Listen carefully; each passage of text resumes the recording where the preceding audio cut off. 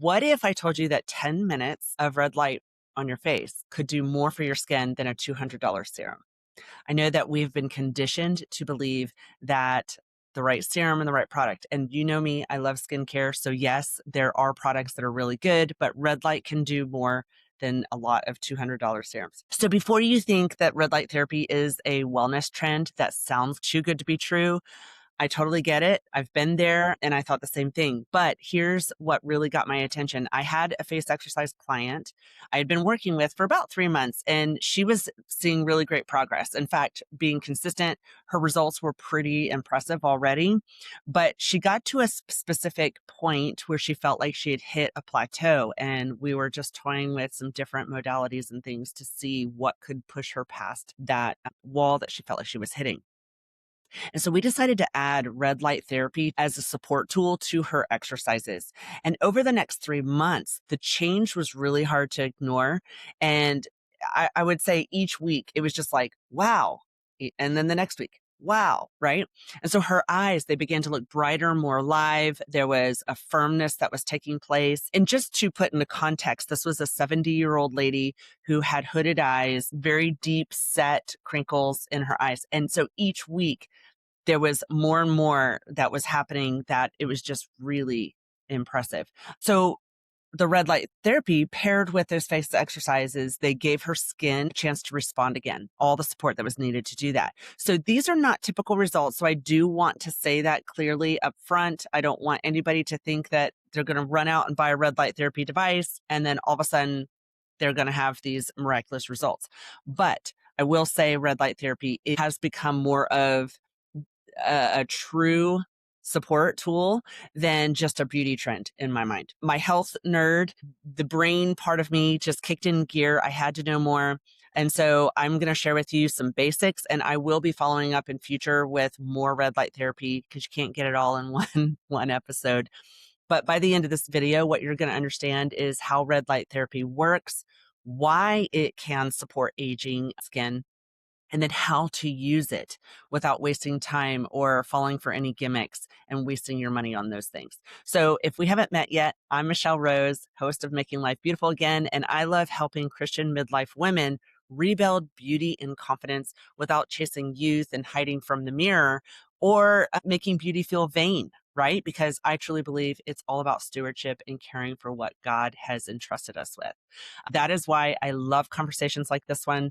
I've spent many years researching non-toxic beauty practices, and red light therapy is one of those. And it's actually one of the most scientifically backed tools that I have found. So I'm not telling you to go out and replace everything with red light therapy, but when paired with the right skincare products and face exercises, it really can be a game changer. So let's go ahead and start with the most important thing to understand, and that is that red light therapy isn't about heat. I know because it's red, some people tend to think like they're supposed to sweat it out. I don't know what they think, but the red, I think, sends signals to the brain that it's supposed to be hot. Now, it can be if you're using incandescent light bulbs, but most of the devices out there these days are going to be LED. And so it's not about heat. But what it is about is I want you to think in wavelengths. So there's two most common wavelengths is 660 nanometers and 850 nanometers. And it doesn't really matter. You're not going to have to memorize those to understand the concept that we're going to talk about today. But those wavelengths can penetrate the skin and interact with the body at a cellular level. And so one of the main things that it's helping in your body is supporting your mitochondria. And so you may remember in science class, like I said, I'm a science nerd, so I love all these details, but I'm going to keep it simple today. But mitochondria is often called the powerhouses of the cells in your body, right? They produce ATP, which is another word for cellular energy. That's where the red light therapy starts making sense, because when it is helping support the mitochondria, and then now your cells have more energy available, all of those cells can do a better job. So when you're thinking things like calming inflammation, it can do that better. It can help improve circulation better. It can help produce collagen better, right? Wound healing better. So that is why I don't want you to think of red light therapy as just a skincare trend. However, we're talking through the lens of skin today. But it is not simply this cute little device that shines red light, right? I want you to think more of it like charging a battery on your cell phone, right? If your cell phone battery is down to 4%, you can still technically use the phone, but it's going to be slow, it's going to be dim. You might be one notification from it giving up life, right? And so your cells can be the same way. When they're depleted and they're stressed, they're inflamed or sluggish, they're not doing their best repair work in your body. But when the mitochondria can be supported and the cells have more energy and all the things that they need to function well, that's where you start seeing improvement in your body. That's why a lot of people will talk about red light therapy for things like athletes using it for recovery. People use it for like reducing inflammation if you've got swelling in your ankles, or I have one for it's a back brace that has red light therapy. And so there's all kinds of other reasons to use red light therapy. And a lot of people will notice wonderful side effects like better sleep and mood, right? So if you have, different goals, it's the same concept that the mitochondria is getting supported so they're able to produce more energy, and then the body has more of what it needs to do what it does best. Okay. So it gets really exciting, doesn't it? Now that you understand all of that, I'm sure it's like, okay, I'm going to go start using my red light device. But there's so much happening below the surface of the skin. That's why I approach skin care from a holistic perspective. And we talk about nutrition and hydration and all the things. Because we can see fine lines sitting on the surface and we can see sagging, but we actually don't know what's happening underneath all of that. And your skin, it's a living tissue, right? So it's going to need energy and circulation and repair and collagen and elastin and all things. And if you're carrying inflammation in your body, it will also need that to calm down for it to be able to do what God designed it to do. So, in my own practice, I have seen personally how red light therapy can be a really powerful tool. Although people's results vary, I want to make sure the results I've seen have ranged from what I shared with you with my client and the hooded eyes and things like that to, people using it sporadically and seeing minimal results, but it not doing the drastic jump. Okay.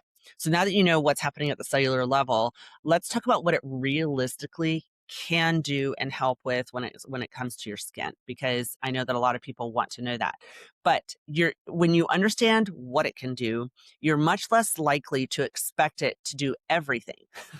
And so that really kind of matters when we're talking about aging skin. And because the red light therapy, some people, I think they go and try it one time and expect it to have automatically given them the results. And then I think over 2 weeks time, they might feel a little bit discouraged because they don't know, is it really working, not working, right? And so, red light therapy, let's just say first, it really can help with those fine lines and wrinkles. But over time, because it's supporting your body's repair process and the energy to give it the collagen production it needs, right? And so I want you to understand and zone in on those words: over time.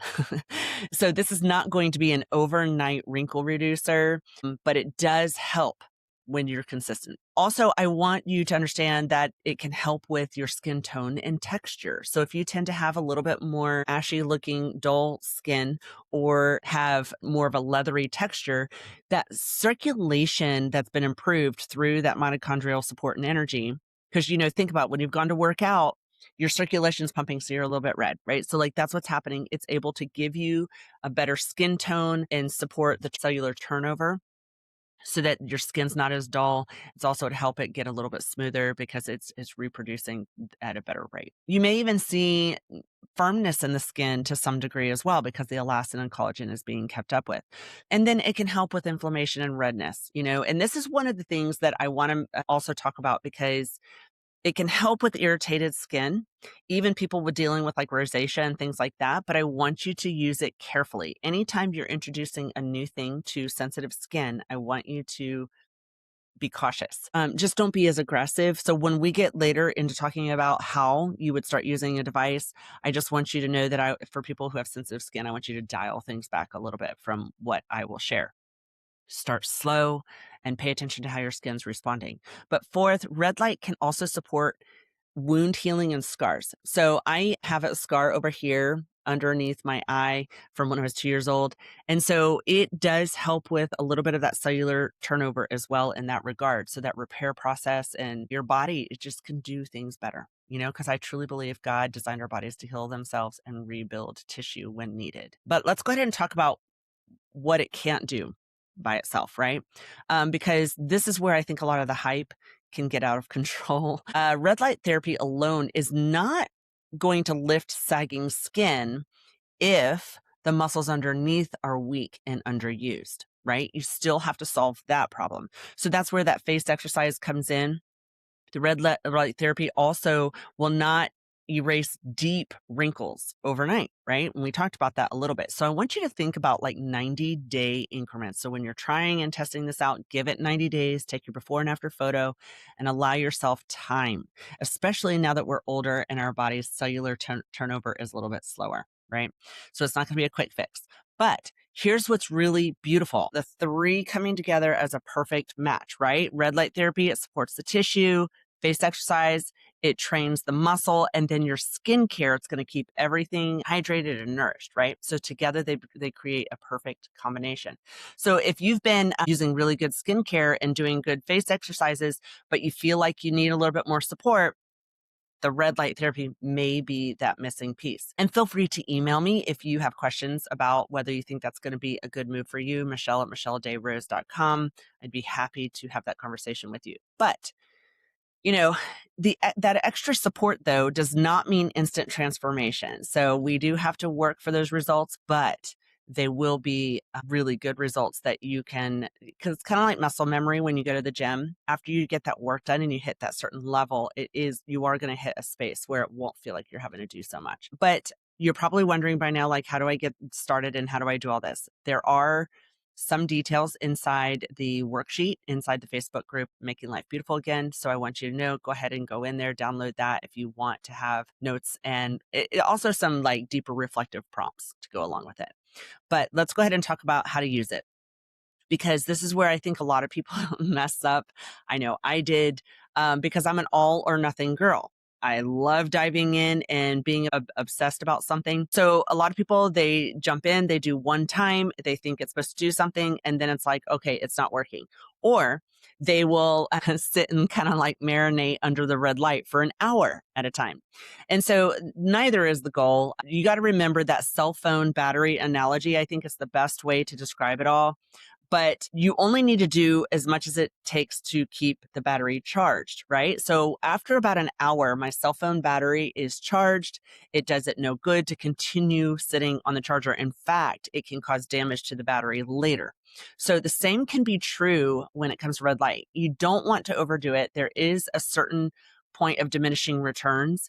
So you want to make sure to keep it simple and follow the instructions of the device. So first, let's talk about bare skin or product. Okay, I want you to start with bare skin.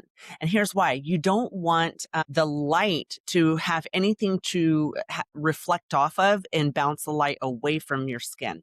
You want to have no makeup, no oils, no serums, anything like that. But once you're done with the red light, it's the best time to put it on because it will have a good penetration rate. So second, start with about 10 minutes, no matter what the device. If the device says an hour, just start with that little increment for a couple times a week and then get your body used to it. And then once you've done that, you can start looking at doing more. Now, if the device, it tells you 3 minutes, because I know I have one that I like to put on my eyes and it says only 3 minutes. So you don't want to do more than that, but I'm just talking about like body panels and things like that. Start with 10 minutes, a couple inches away, and just keep it simple. Start the habit. So your first goal is to start the habit, right? Number 3 is distance. Now, distance does matter depending on the device, right? So if I have a mask, it's up against my skin, I can't control the distance. It's getting the right amount based on its own usage. But if you're trying a panel, I want you to think in terms of the closer the panel, the better results, right? So 6, 12 inches, 18 inches, that's probably good. Now, here's where that may not be true. If it's incandescent light bulbs, the heat can burn your skin. So for sure, make sure you know if you're using an LED device or an incandescent bulb device before you take any of this into consideration. But 6, 12 inches with an LED device is probably good. because too far away, you may not get the same benefit. And then fourth, a lot of people will ask, do I do this at morning or at night? And I'm going to tell you both. You can use it for either one. In the morning, you're going to get that nice energizing support to your system, that natural rhythm of the circadian rhythm. But at night, what's really nice is you're also going to get that calming, and it's going to fit beautiful into preparing your body for that repair that your body does over your sleep hours. And so I don't want you to overcomplicate this. Use it when you'll actually use it, because that's the best time to use it, right? And then fifth, I want you to protect your eyes. There's not enough information out there about what it does to your eyes. So please do not stare into the light, keep your eyes closed, or if the device suggests that you wear protective glasses or covering, use them. Six, here's the thing. We talked about it, but I want to say it again. Your skincare should go after, right? Let the light do its work first. And then you can follow with those hydrating mists and the serums and the moisturizers and all the things that we love. Let your body get the support it needs so that it can actually drink up what you're putting on. But I do want to cover a few mistakes to avoid. First mistake is don't overdo it, right? More is not always better when it comes to red light therapy. Like I said, you can hit a certain point of diminishing effect. And so you always want to just think through, like, when I use this, how much is the product telling me is the suggested amount of time to use it? And then if you want to be an all or nothing girl like me, you can test, like if it says 10 minutes a day, you can test if I do 3 in the morning, 3 at night, if you're wanting to go and try to be an overachiever. But I'm going to tell you, in this case, you really don't need to be. You can just keep it simple and you will get the results. In fact, you can also overwhelm yourself if you try to create some kind of extensive biohacking spreadsheet, which, ask me how I know. I like my spreadsheets and I like my biohacking. So the second mistake that people can do is they will put on strong active ingredients in their skincare and then use the mask. And so if you're using things like retinol, acids, and other actives, just be careful. Make sure that you're doing the light with bare skin first, and then rotate and test those products when doing it with red light. So take a before and after photo just to make sure you can see what is actually happening, because I want you to take it slow and easy on your skin. The third mistake is people expect instant results. And we did talk about this a little bit, but you're going to see subtle shifts over 3 to 4 weeks. And so you're going to see things like your glow coming back, your texture of your skin's getting a little bit smoother, and that is going to be great. You're going to love that. But for the deeper changes like deep set wrinkles and things like that, I want you to think through a 90-day turnover. Okay, so that's going to be a much healthier expectation, and you won't feel disappointed. In fact, you'll be willing to see the little micro changes and things that are happening in your skin if you're not expecting the really big ones right away. Because your body is not a vending machine, right? You don't put 10 minutes of red light therapy in and expect it to automatically receive the collagen benefit that it's supposed to do and the product promised on this packaging, right? Repair takes time. And so bare skin, about 10 minutes, a couple times a week when you're first starting out, the proper distance that the device suggests, and do your skincare after, and then keep it consistent. You don't just charge your battery one day a month. You have to charge it every day or every other day, right? So you just want to think in that type of concept. But the protocol is written out in that worksheet inside the Facebook group. So make sure you go to Making Life Beautiful again. If you're not a member yet, join it, and then you'll find it in the files section. If you decide to try red light therapy and start today, I want you to keep it simple, right? This is not a 1-week experiment. It's a 90-day. Make sure that you're going steady and consistent. But here's what I really want everyone who ever comes into contact with me at Making Life Beautiful again to carry, because the deeper message to me really matters. Your beauty is not something to fix. You are already beautiful. You're created in His image. You can't get any more beautiful than that. But our beauty is something to steward, right? When God gave us our bodies and our faces, He built them with intention for the job that was required for us on earth.